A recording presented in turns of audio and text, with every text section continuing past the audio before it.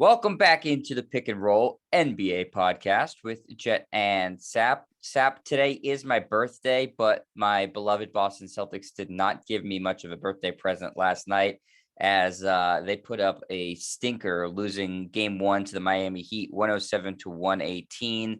And it was pretty much a product of one of the worst quarters of basketball you will ever see, the third quarter, which has been a thorn in the Celtics side for a while now. As they are outscored 39-14 in that quarter and lose game one. And they were undermanned in that game. No Al Horford, no Marcus Smart, but you can't. Miami is too smart of a team, Sap, to be able to just spot them a game or a quarter like that. Yeah, I mean, the Celtics played pretty well in the first half. I thought they could have had a bigger lead at halftime. They were only up 8. They had been up by 13. And when they were up only 8, I didn't feel real confident because it should have been somewhere around 15 or 16. The way they had played, I thought they'd have a bigger lead, but Miami just stayed in there. And then the third quarter happened. Like you said, Jet, 39-14, outscored by 25 points, which almost doesn't seem possible because if you extrapolate that for an entire game, that means you lose by 100 points. Right. Saw scores like that when Cheryl Miller was dominating in high school, like not the NBA game one in the Eastern Conference Finals. The Celtics did everything wrong. They were 2 of 15 from the floor. They had 8 turnovers. Jason Tatum had 6 turnovers in the quarter. Like, again, those are numbers that don't even seem possible. And then Miami took advantage of that, which they do. And then they sailed in from there. So it's 1-0 Heat. But as I say all the time, it may be a cliche, but this is not the Tour de France. It's 1-0 Miami, whether they won in blowout fashion, which an 11-point win is not really blowout fashion. But the fourth quarter was just pretty much, a formality. But it's 1-0. So the Celtics have to come up with a much better effort in game 2, or they come back home over the weekend down 2-0 against a team that we both saw going into this as a really tough nut to crack because they are physical. They are very, very smart. They're a veteran team led by Jimmy Butler, who's playing out of his mind right now. Yeah. And they're looking at the box score right now. They had 12 blocks last night. Miami, that's crazy. I mean, 12 blocks as a team is the Celtics just couldn't figure it out in the second half against them. And what frustrated me, Sap, was that the Celtics, they've been so resilient for the second half of the season, but in that quarter, they just quit. Just absolutely, once Miami went on a run, the Celtics quit and just were being careless with the ball. It was almost like, all right, like they lost the mental toughness game, and Miami is as mentally tough as a team as it comes. And the Celtics, I mean, again, like you said, Sep, they had the lead going into halftime, and the third quarter happened, and this team, for a long stretch of that quarter, just absolutely gave up and let turning the ball over on every possession. It seemed like settling for terrible jumper. It was awful. It was hard to watch. It really was. From even just an aesthetic standpoint, it was hard to watch. Miami took their will away. That's what it felt like. And it was led, of course, by Jimmy Butler, who goes out for 41 points, 9 rebounds, 5 assists, 4 steals, 3 blocks, only 2 turnovers. I mean, he just filled up the stat sheet. He was literally, and this is again a cliche, sorry, but it was a man among boys. He just looked like he was playing against his kids, especially when Peyton Pritchard was stuck trying to cover him. It just felt like dad in the driveway against his 12-year-old. He just, backed him up, jumped over him, and hit the 12 to 15 footers. Amazingly, Jet, 41 points without a 3-pointer. He was 0 for 2 from 3. He's kind of like a player that seems more from like the 90s or the 80s. I mean, he doesn't really have a 3-point game.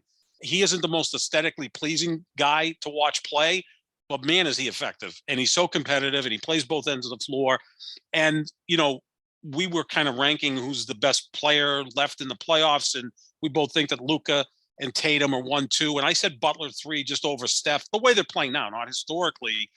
Butler right now almost has the feel of Joe Flacco in 2012 when he played great in winning 4 playoff games, including the Super Bowl. I think he had 10 touchdown passes and 0 interceptions in that 4-game stretch. A good run there, yeah. Feels like Joe Flacco. Now, I think Butler is better at his craft than Flacco was at his, but it has that same kind of feel like maybe things are just opening up for Jimmy Butler to win a championship because, again, we talked about it that Golden State, Dallas, Boston, Miami, they're all kind of flawed teams at some point, and this guy might just be smelling it, and he just looked unbelievable last night.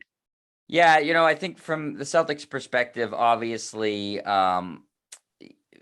you got to figure out how to limit him, but I do think that there are ways to make sure he doesn't go over 41. Mhm. Obviously, the big part for me and looking at it is you can't let him live at the free throw line. He's 17 of 18 from the free throw line. He's a great free throw shooter, and that helps out the rest of his offense. He sees things go down at the free throw line. His jump shooting becomes a little bit better. And I think that was really the story of the second half of this game. And ultimately, the story of the game is that the way the Heat wanted to play and what the Heat wanted to do, the Celtics obliged in every single way. The Heat wanted to play a faster paced game. The Celtics said, okay, we'll play a faster paced game. The Heat struggled in half court a little bit, and so the Celtics didn't take advantage of that. Jimmy Butler wants to constantly go to the free throw line. The Celtics obliged by, constantly fouling him and letting him get to the rim and doing that. So the Heat want to live off of turnovers. The Celtics were careless with the basketball. Mhm. Every way the Heat wanted to play and everything the Heat wanted the Celtics to do, the Celtics, like I said, obliged them. They basically played the exact type of game down to the letter that Miami wanted the Celtics to play. Jason Tatum kind of disappeared in the second half. Jaylen Brown he's put up a good counting stats, but I thought he was awful. I mean, I thought he was arguably the worst player on the court. Grant Williams wasn't that good. Derek White was dreadful. And again, the big thing to me, Sep, again, is that the Celtics played the exact game that he wanted, and you can't win that way. And then on the offensive end, they only scored 45 points in the second half, and it felt like half of that came the second half of the fourth quarter when the game was kind of decided.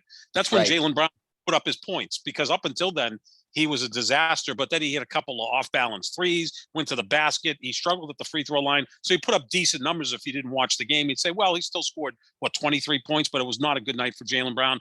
Pritchard did nice things on offense, but he is just a liability on defense. If you could have Pritchard on the offensive end and Derek White on the defensive end, you'd have yourself a really good player. But that's not allowed in the NBA, unfortunately. And again, you look at the Celtics in the first half, they were aggressive, getting to the paint, getting to the rim. They were able to score 42 points in the paint in the first half, but only 6 in the second half. And again, when you get down and you're getting absolutely obliterated, now you just start chucking threes, because that's how you're going to try to get back in the game. But again, the first half was a good performance by the Celtics, but at halftime, I just did not feel as confident, because they should have had a bigger lead. And again, sometimes these games turn in the first half when you should be up by 15 or 16 at the half, and it's only 8. And Miami can go into the locker room and say, look, we've got them because we're the best third quarter team so far in the playoffs. Jet, in 12 games in the postseason, Miami's outscored their opposition by 102 points. That's 8.5 per game in the third quarter alone. If you just play even for the other 3 quarters, Miami's going to win every game because they dominate the third quarter. That's incredible. And I think that speaks to Eric Spoelstra, who we both think is the best coach in the business right now, made the proper adjustments, and they sailed from there. Yeah, and so you can't. Again, Miami knows that they're a really good third quarter team, and they did what they wanted to do. And if you're the Celtics, you can't let Miami do everything they want to do. Mm-hmm. And that's exactly what happened. We talked about the mental thing a minute ago, Sep. Miami, I think, is as mentally strong team as it gets, and the Celtics have been mentally strong, but they kind of folded in this game. And here's how I look at Miami. They got somewhat of that early 2000s Pistons in them, where Mm-hmm. okay, they have like they have a star-ish, but they're more the sum of their parts. And they're well coached. Larry Brown was the coach of that Pistons team. Say what you want about him, he's a very good coach. Great coach. And I think this is the biggest key, Sap. They're not going to make mistakes that cost them the game. It's not going to happen. So if the Celtics, I think we both agree, Sap, are more talented on paper than Miami. But if another team plays pretty much mistake free and you're making a lot of mistakes, the team that's going to play mistake free is going to win the game. So the Celtics can't be spotting the Heat all these errors, because Miami is not going to give them back. You have to be able to play a much more clean game than what the Celtics did. Miami, you're not going to force them into playing dumb basketball, and Miami forced the Celtics in that third quarter, especially, of playing just really dumb basketball. And that was enough to swing the game in the Celtics' favor. And now the Celtics are in a position where, by my count, Sap, this will be their fourth must-win game of the postseason, because I thought that game 2 of the Milwaukee series was a must-win, as was obviously game 6 and game 7, because they faced elimination. And so I don't think the Celtics can go down 2-0 to this Miami team and win the series. No, Philadelphia did, then they evened it up, and then Miami took control in games 5 and 6. I think the Celtics will have more resolve than Philadelphia had in games 5 and 6. I trust them more than I do the 76ers, but I agree with you. They need to win a game here in Miami at some point. I also don't think Miami's going to be intimidated coming into the Garden. Jimmy Butler seems to play well in the postseason, whether it's home, away, a bubble, on the playground, wherever you want to have that game, he's going to show up and compete. The other thing, too, is obviously we know the Celtics were shorthanded last night, but we can't just use that as an excuse, because Kyle Lowry wasn't playing for Miami, and they seem to handle without him. Now, Marcus Smart, who is kind of a poor man's version of Kyle Lowry, they're somewhat similar. So, okay, they cross each other off. Now you're losing Al Horford, but heck, Robert Williams III went in and I thought played pretty darn well for a guy who's been in and out of the lineup in the postseason. He got gassed early, and he, mishandled the ball near the rim a few times, leading to Bam Adebayo or Jimmy Butler blocks among the 12 that Miami had. But I thought he played pretty well. Now, it appears that Smart will be back for game 2, which will be helpful because you don't have to play Peyton Pritchard 30 minutes. And again, on the offensive end, he's fine. On the defensive end, he's a liability. But I don't think you're going to see Al Horford till game 3. Again, we don't even know what the situation is with the health and safety protocol, because who knows if he's vaccinated. Maybe he's partially vaccinated. He's not boosted. I mean, there's a lot that we haven't learned. We can speculate, but that was a major blow 2.5 hours before tip-off that you find out Al Horford's not available. Yeah, it's so frustrating. This is the third time this season he's been in healthy safety protocols, and you're like, okay, what the hell, Al? We don't know what his vaccination status is. It was unclear at the end of the season. He says he's vaccinated, but the fact that he's gotten this now 3 times it is certainly suspect. And like, did he inject himself with water and said it was a vaccination? I don't know. Who knows? But it's certainly frustrating, and they really missed him last night. I know Rob Williams played well, but the Al Horford, if you break down the numbers, he's been their second best player from an analytical standpoint, Sep, when they're on and off the court. Obviously, Tatum's their best player. No, there's no debate about that.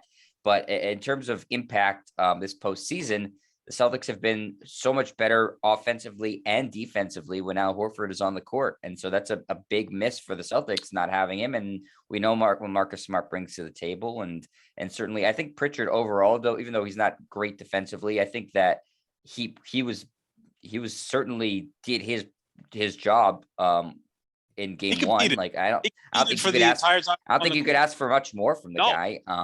So I think that, that Derek White needs to step up a little bit more, but Marcus Smart certainly will help a lot too. And I think that it just sounds weird to say about him based off his history, but this season he's been more of a calming presence. And Al Horford, I think, is that, and the Celtics in the third quarter needed that desperately, and they couldn't find it anywhere. And that's something that speaks to a little bit of, I think, the inexperience of Coach Udoka a little bit. Wasn't able to calm his team down. And Jason Tatum is supposed to be the star of the team, and he wasn't able to do it. So there's definitely that gap there with the Celtics a little bit. But overall, Sap, yeah, I mean, I think that, with the Smart injury, he plays really hard. He's bound to get hurt occasionally. He was there. He tried to give it a go. He was too sore. It was a very physical series against Milwaukee, but I think he's going to come back next game. The Horford injury, it's like, I mean, I don't want to blame the guy, but I'm so frustrated. Like, how can you let this happen 3 times? And how can you let it happen in the playoffs? Like, just isolate yourself. This is the Eastern Conference Finals. I'm frustrated with him. Well, the thing is, he was at shoot around. He was there before the game. I mean, the announcement came, I believe, 3 hours right around there before the tip. So we hear he was feeling okay. So he got tested because he's not vaccinated or he's not fully vaccinated. I mean, the rules are so unclear. They're very unclear. Yeah. It's like trying to translate Shakespeare. Like, you read it, I read it, and we see 2 totally different things. And that's the frustrating part, because this is a guy who's perceived to be a veteran, right? A level-headed guy. This is as close as he's been to getting to the finals, right? I mean, I know he was here in 2018 when they lost Game 7 to LeBron and the Cavaliers. But I think the Celtics right now, or at least before the series started, considered the favorite in the series. They were never the favorite against Cleveland back in 2018. So this is as close as Al Horford is going to get to making to the finals. And to just put yourself and your teammates in that position is really, really immature. I mean, for a guy that is talked about as a leader. So I doubt we'll see him unless he has a miraculous recovery, or they fake things and say, oh, by the way, Al wasn't really feeling good back on Sunday. But then now you've got the whole thing is, well, why the hell did he play Sunday? Why was he not tested? Like, who the hell knows what's going to go on there? We saw Charlie McAvoy look like he was going to miss a game and somehow flew into, North Carolina and played in Game 5. So, I'm surprised more teams don't try to fake this type of stuff to try to get the player out there. But the other thing is too, did he infect someone? Now, we'll have to see. Right. Over the next He's around all the team. There's some trainers who tested positive. Yeah, it's not good. I saw his son was in the locker room after Game 7 too with him. Like, no, it's not a good situation. And it's from a fan perspective, it's really frustrating because you're like, okay, this guy's supposed to be a leader and a veteran. This is his third time in health and safety protocols. He's costing the team at the worst time to cost the team. Again, it's like you said, the rules are so fuzzy. We don't know what his status is, so it's hard to make a definitive statement or determination on it. But it's frustrating, and it's also like you kind of wish that the NBA would, from a Celtics perspective, would just be like the NFL and just be like, yeah, we're just not going to test anybody anymore. Don't worry about it. Like, it's the playoffs. Like, do we really want to see series determined by who's got COVID and who doesn't have COVID if they're asymptomatic? If Al Horford is sick as a dog, that's a different story. But if he's asymptomatic, I don't know.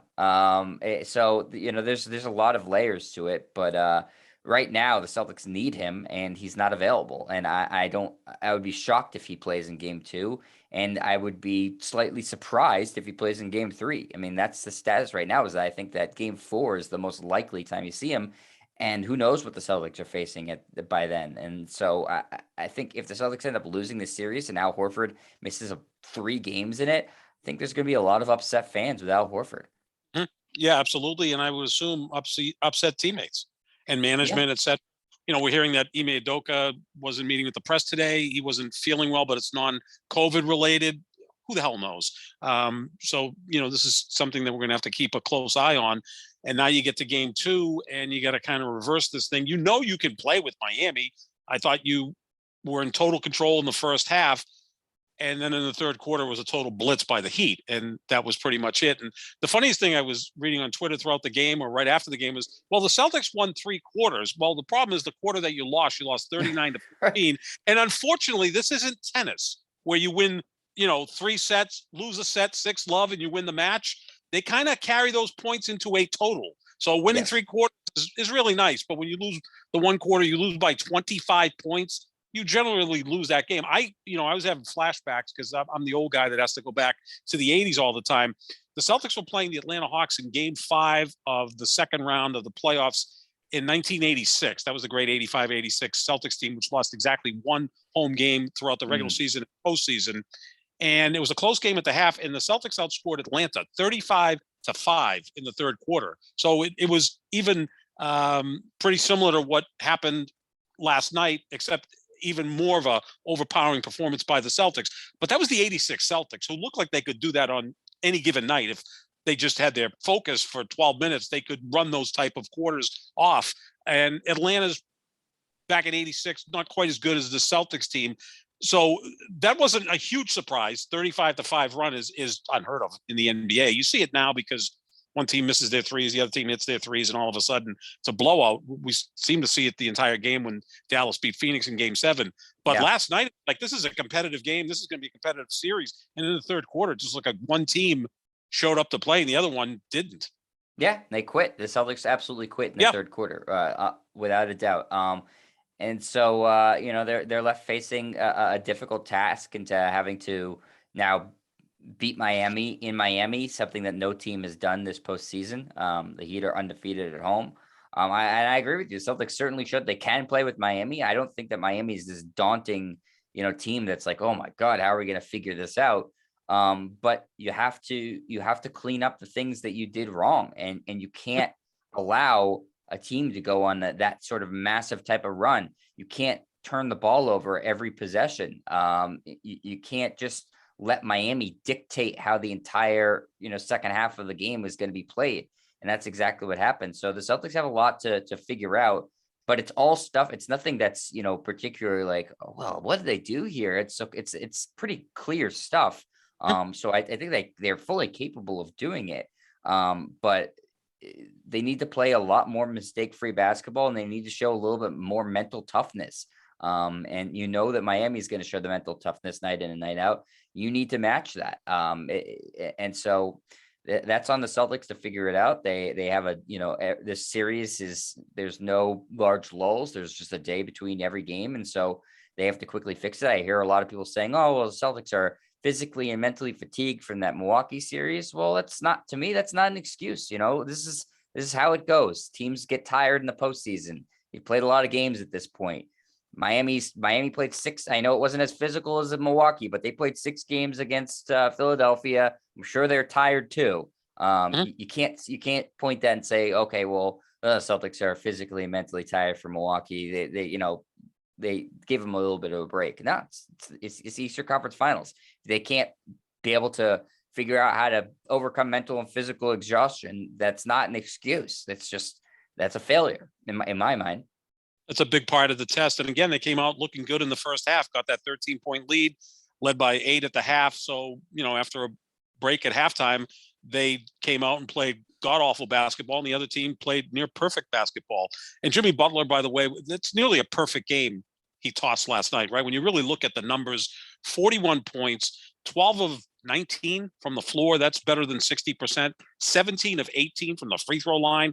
0 for 2 from 3. And again, he's kind of a unique player in the NBA today. He doesn't really jack up many threes, but then he gives you 9 rebounds and 5 assists and 4 steals and 3 blocks. And man, if I was back into fantasy basketball, I'd draft Jimmy Butler pretty high because he stuffs the stat sheet. But again, quick turnaround here. We'll see what happens. I expect Smart to be back. I would be shocked if Horford plays because, if he does, you'd have to look and say, well, someone's cooking the books here or blatantly lying because you don't test positive and come back. Which I have no problem with as Celtics. No, I mean, let him lie. Red Auerbach is probably up in heaven saying, you got to do what you got to do. Right, the ends exactly. justify the means. No problem at all. I'm sure Pat Riley thinks the same thing. Same thing. And I know you hate Pat Riley, and Pat Riley hates the Celtics more than any other franchise in basketball. And, I was watching the game last night, and I'm looking at the Miami team. And just a quick history lesson. Riley won the title with the Lakers in his very first year. Actually, they fired Paul Westhead early in the season, went to Pat Riley. They won the title in 82. The next year, they got swept by Philadelphia. They were just trampled by Moses Malone. The next year, they played the Celtics. They were actually the favorite. The Celtics did have home court advantage. It was still, for my money, the most intense NBA Finals I've ever seen. Celtics win in 7 games, but through 4 games, you just felt like the Lakers should have already swept them. They gave away game 2. They gave away game 4. That's when, McHale clothesline Kurt Rambis.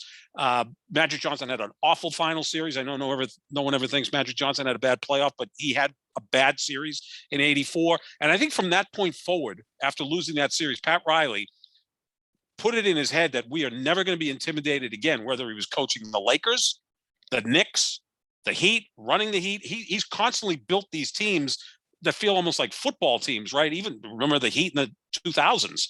They were the most physical team in the league. And before that, it was the Knicks. That's how he constructs these teams. And with him, I think it's as much, not just talent, but it's makeup. You see a player like PJ Tucker who turned his ankle, and I think 95% of NBA players would not have come out for the second half, but that guy's a warrior, he's a veteran. He came out, and I think that was inspirational. I know Stan Van Gundy mentioned that, and I thought that was a great point by Van Gundy. Yeah, they're very, very, very well constructed team. They have a lot of veterans. They have a lot of guys who know how to be mentally tough and are physically tough too. It's a very good team, without a doubt. It's just not the traditional team that you see usually this deep in the postseason, at least in recent history. That's star laden. They're not. But they're tough. And we said during the whole season. They're going to be a tough out in the postseason. Thus far, no one's figured out how to knock them out. So it's on the Celtics to figure that out. And we will see if they're able to do that in game 2. But Sap, before the game last night, there was another event. It was the NBA draft lottery, and the Orlando Magic, for I believe it is the 4th time in franchise history, won the lottery. So they are very adept at doing that. The 3 times prior, it was Shaquille O'Neal, Penny Hardaway, and Dwight Howard. Yep, Dwight Howard. The Hardaway is not actually accurate. I know. Oh yeah, it was Chris Webber. Right, Chris Webber. Chris Webber. Then they traded him. So right, I mean, imagine they traded him for Penny Hardaway. Right. Yeah, they won the lottery in '92. Obviously, they took Shaq. That was a no-brainer. Then in '93, they took Webber, but then traded him for Hardaway. And imagine if they had, Hardaway and Shaq looked like they were building something, but then the injuries caught up to Hardaway, and then before you knew it, Shaq was on his way to LA. Yep. Left after 4 years. I mean, the rules were a little bit different, opened up for the Lakers to get him. But imagine a front court of Webber and Shaq. That would have been interesting to see. And again, they met in a famous 2002 conference finals when Sacramento probably had the better team, but the Lakers found a way to win. And then, Dwight Howard. Found a way to win, had, the refs fix it. Sure, whatever you want to call it. It does help. Yeah, it does help. And Robert Horry always hitting big shots, right? But now they've got the first pick. And again, you know more about this stuff. You watch a lot more college basketball than I do. I mean, if you're running the Orlando Magic, who are you taking with that first pick? Oh man. It's really, it seems like it's a toss up between Jabari Smith from Auburn and Chet Holmgren from Gonzaga. I think, the Magic need to work those 2 guys out and figure out whoever they think has the highest ceiling. Because it's not like they're picking for need at this point. Like, they just need to pick the best player available. I like what they have in Orlando at center, though. So they have Wendell Carter, and Mo Bamba. So they're pretty good there. So I don't necessarily think that even though, like I'm saying, pick the best player available, I would think they probably shade towards Jabari because he has a very, very high ceiling. He might have the highest ceiling in the draft. And then they don't have to figure out how to, then trade. If they take Holmgren, which they very well might, they'd have to trade either Carter or Bamba. And then, that's another, who do they want to get for that? So I feel like right now they probably would lean towards that. But again, they're in a position where they have to draft whoever they think is the best player. So it doesn't matter that they have 2 centers. They think Holmgren is going to be the best player. They draft Holmgren. The rest of the lottery, at least, the top, 10, the Magic have the first pick, then the Thunder, then the Rockets, Kings, Pistons, Pacers, Blazers. The Pelicans get the Lakers pick at number 8, Spurs and Wizards. And then I'll just finish it off. Why'd I limit myself to 10? Knicks at 11, Thunder get the Clippers pick at 12. The Hornets are at 13 and the Cavs are at 14. So not a ton of surprises. No one really, the Kings jumped up a little bit, but they were bad this year. So here's what I think is going to happen with the Kings, Sap. They're going to draft a really good player and it's not going to make a difference for them. They're going to either trade him or let him go at some point in time. The Kings are good at drafting, except for the Marvin Bagley pick, which is going to turn out to be historically bad. Not because Bagley is a bad player, but because they passed on Luka Doncic and to a lesser extent Trae Young. But all the other guys, Halliburton, Fox, Cousins back in the day, they've done a good job drafting. They don't get the most out of it, and then they end up having souring with their relationship with them. So it doesn't matter where the Kings do. They're cluster bleep. For the Thunder and the Rockets, they're just in talent accumulation mode, right? They're both in complete rebuilding. They're happy to be in this, that high in the lottery. I think there's not a clear cut one in this draft. So, being in the top 3, 4, 5, I think everybody feels pretty good about where they are. So if I'm the Thunder and the Rockets, I'm just continuing to just add players that I think are going to be good players because they're not going to be competitive in the next 2-3 years in my mind. The thing about Holmgren, you're damned if you do, damned if you don't, right? Because, he looks like a unique player. But if he's Kristaps Porzingis and has some injury concerns, do you really take him at number 1? He's also 20 and a half years old. He's a year to year and a half older than some of these other players. He can't seem to put weight on, which is something I know nothing about. But, he is a guy who could really be such a unique player, go out and be a 17, 18 point, 10, 11 rebound guy with a lot of blocks, ability to handle the ball, shoot threes, and you're like, we've got to take him. But he also could be this guy that's just so frail looking, and can he put weight on and have to deal with some of the players you deal with in the NBA. The player I like, and it's more than just as a player, but Paolo Banchero from Oh yeah, Duke. that's your guy. It's your That's my paisan. guy. Well, because he has, dual citizenship, the United States and Italy, and he already has an NBA body, right? 6'10", Yeah, 250. I thought he had a But good tournament too. he had a good tournament. Yeah, he's a good player. Jabari Smith Jr. looks like the most ready-made guy, and it seems like his game will translate to the NBA because he's a 6'9", 6'10" guy with a big wingspan who can also shoot threes. So, maybe he's that guy. And then Jordan Ivey's the guard from Purdue. Those will probably be the top 4 picks, I guess. Yep. I don't think it looks as good as the top 4 of last year's draft. I think all 4 of those guys that went 1, 2, 3, 4 last year are going to be stars, right? I mean, Cade Cunningham, Mobley with Cleveland, Green with Houston, and this rookie of the year was Scott Barnes. Those 4 guys all look like legitimate studs. Like, I'm not going to say superstars, but I think all 4 of those guys at some point will make an all-star team. They look at. Well, I was saying, I was talking to this with my dad last night as we were watching the game and the lottery, and he was asking me because he knows he doesn't really watch college basketball. What I thought of the draft, and then my honest assessment is there's not going to be any more weak drafts. That's a thing of the past in my mind. There's just too much talent coming internationally. There's a lot less kids playing football and switching to basketball. So that time when he was like, oh, this, look at like that, what was it, the 2000 draft with like Kenyon Martin and stuff like that. And that's not happening anymore where you're like, oh, this is kind of a weak draft. I think every draft from here on forward is going to be a pretty strong draft. There will be some drafts that are stronger than others, but I just think every draft is going to have it's going to be littered with multiple all-star caliber players going forward because the NBA is just going to keep getting more and more talent as the game continues to grow rapidly internationally, as less kids in the United States play football because of the concussion concerns and switch to basketball. That's going to be the case. And I think this year, maybe it's not quite as sexy at the top, but I can promise you, Sap, there's going to be multiple all-stars in this draft because that's the way that it's going with the draft. You're going to find guys who are undrafted who are going to be important players. And this year, I don't think will be any different. We saw, who have been the past 4 MVPs. Giannis was, the 15th pick. Jokic was a second-round pick. You're going to be able to find guys. Yeah, I mean, and again, you got so much talent coming from overseas, right? So not only the one and dones here in the States, but then a bunch of players that already play in professional leagues. And you see that with Luka Doncic. When he came here, he felt like a man already. Like he'd always played against older guys and that type of competition. So should be interesting to see what happens here as we get closer to the draft. Yeah. The combine starts right away. I think it's late. It's tomorrow, maybe. In Chicago, so they don't waste any time. But for our 2 teams, Sap, the Celtics and the Lakers, a non-factor in the lottery. The Lakers should have been a factor, Sap, but the Anthony Davis trade yielded another pick for the Pelicans. Is that something that bothers you, or are you just kind of the price of doing business?